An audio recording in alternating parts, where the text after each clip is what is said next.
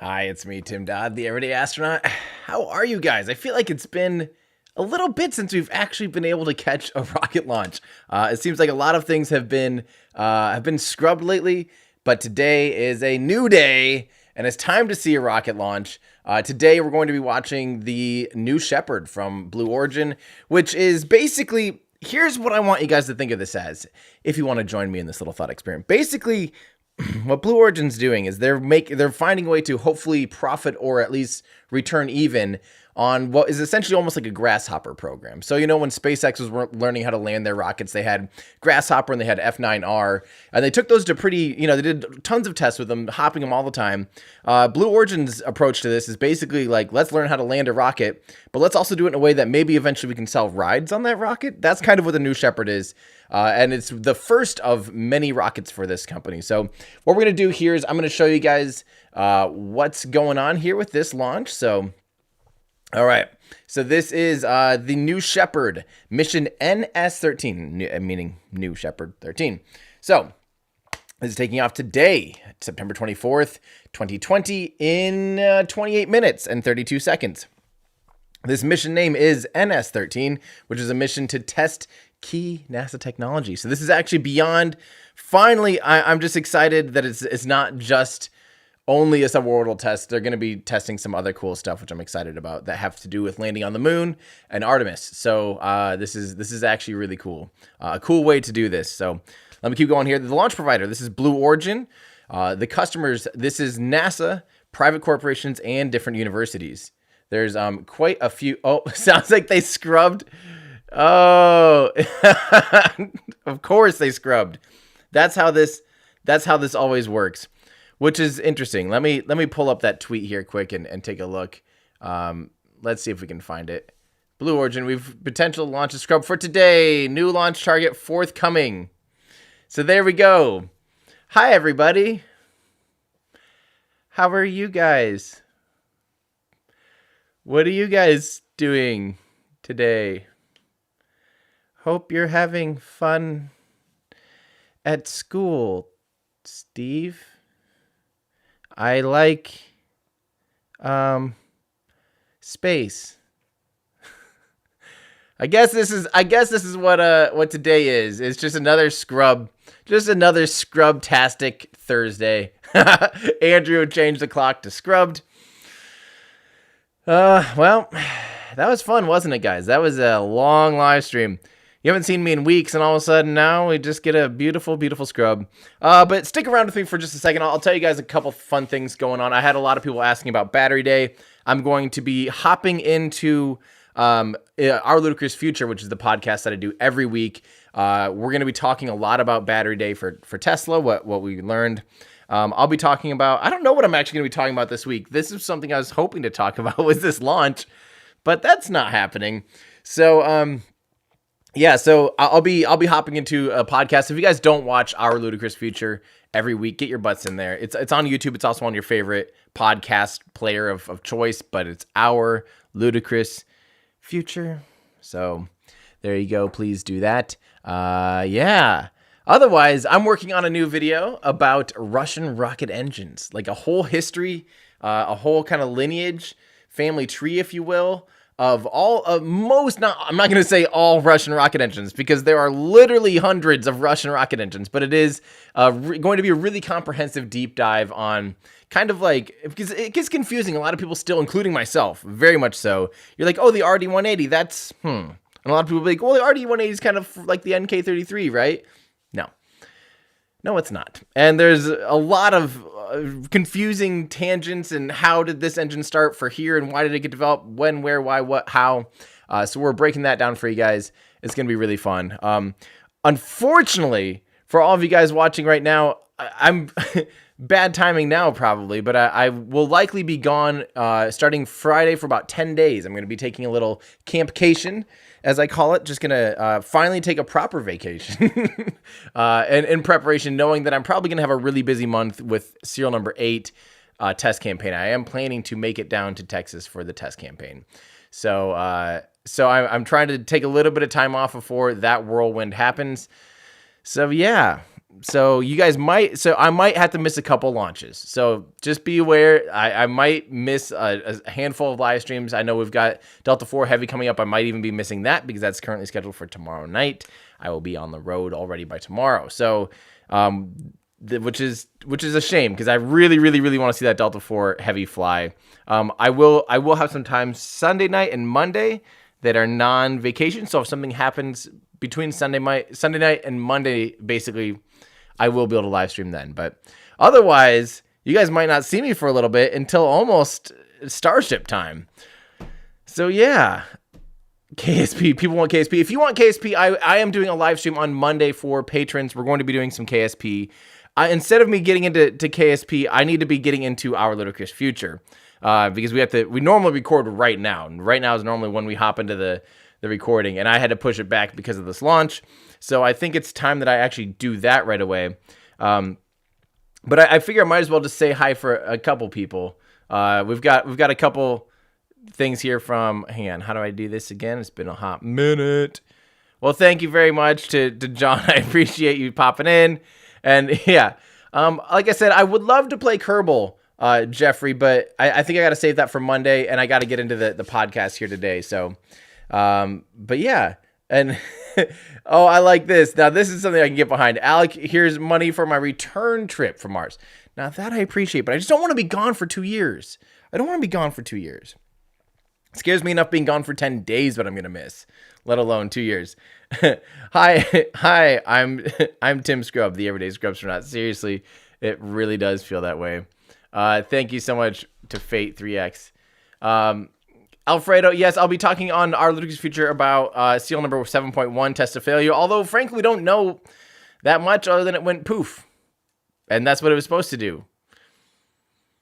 Again, I mean, I have a hard time with talking about, like, people want me to stream 7.1, and it's like, you know, I'm trying to only do streams that are like big milestones in Starship development, because we've seen plenty of pressure tests. We've seen plenty of static fires now. We've seen now serial number 8, though, when we see a 3 Raptor engine static fire, that's definitely going to be something that I'm going to want to stream for sure. So, yeah. Yeah. So I think it'll be fun. Hey, thank you so much, Joel. But I'm really excited to see some serial number 8 progress. That is going to be a key thing to be looking out for. But yeah.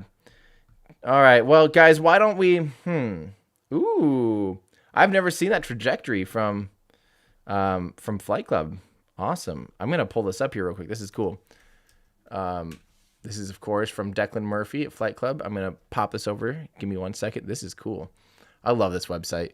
For those of you who don't know, flightclub.io is awesome. Boom, boom, boom. And yeah, he's actually got, look at this. This website just keeps getting better and better. This is the trajectory that the new Shepard will be taking when it launches, hopefully in the relatively near future. And I think I hold down like Command or Shift or something to, there we go. Look at that. That's what suborbital is right there, my friends. Suborbit, not the same as making it all around the Earth many times, but still an important step, and especially when you're learning how to land, an important step. Look at that. Isn't that crazy? That's what suborbit looks like. Beep. Boop. Just kissing that Kármán line. That's crazy. Yeah. It's fun to play around here on Flight Club. If you guys haven't checked it out, flightclub.io. It's awesome. Look at that. Just barely. Just a little tiny spike. You can barely even see it. That's awesome. Thank you, Declan, for all of your magic that you do. in the world. The magical Declan Murphy. Yeah. So what we'll talk about it when they do go for the launch. But I think I better get out of here so I can do the podcast again. If you guys want more content from me and you miss launches because we've had like a 2-week dry spell now of launches, head on over to our Ludicrous Future. We'll be talking about a lot of stuff this week, I have no doubt. And yeah, and that's where you can find me in a second. And then again, if you are a Patreon member, we'll be doing a live stream on Monday. We'll start off with the pilots live stream Monday morning for me at least. And then Monday afternoon, we'll be doing some Kerbal and chill for all the other patrons as well. So if you want a chance to do that and hang out with us and just kind of have a smaller, more chill session. I don't know what we're going to do exactly. I've been working on a fully reusable Eve vehicle, and I've actually made really good progress. But that might be what we had to do. So yeah. The scrub, yeah, by the way, the scrub was for power supply issues. So that's too bad. Oh, sorry. This is from the bill for your Mars trio, bring some snacks. Mars trip, bring some snacks. I'm not going to Mars. You guys you're not getting me to go. Thank you very much from Ikmag Stuhl. I have no idea if I said that anywhere. Fatty3X says, do you have a scrub t-shirt? If not, you should. I would buy it. All it would need to say is scrubbed. Yeah, I probably should, honestly, at this point. I feel like that's a pretty common thing to have to be talking about. So, all right. Let's see. John I actually want to pull this up here. I do want to answer. Why not? Because too bad. Where is that? Okay. Stop moving on me, thing. Okay, this is from John asks, how much landing practice do they need? Didn't Bezos troll Musk when SpaceX had their first successful Falcon landing of a vehicle that actually went into space? So yes, you're right. So first off, I think that was the start of something that he probably shouldn't have done. I think that was not smart. He said, welcome to the club of landing or something, because Blue Origin had just landed the new Shepard after reaching the Kármán line. So arguably they did go to space too. They just didn't stay there. And then you can argue that neither does the first stage of the Falcon 9, but obviously the first stage of the Falcon 9 is also injecting thousands of kilometers an hour into horizontal velocity and letting go of a couple thousand tons of second stage and payload. So which then goes into orbit. So obviously these are entirely different scales of things. Bezos really should have just made it not a snarky congratulations. And I wish that he hadn't done that. That was back in, what was that, 2015, like November or something of 2015. But, you know, the thing is, so as far as landing practice, they're not just practicing landing per se. This vehicle is intended to be basically to compete with Virgin Galactic's Spaceship Two. Basically, they're suborbital space tourism. But while they're doing it, they're getting practice with their hydrogen systems. They're getting practice fueling and landing. They're getting practice with a lot of other things besides just the landing. So, yeah.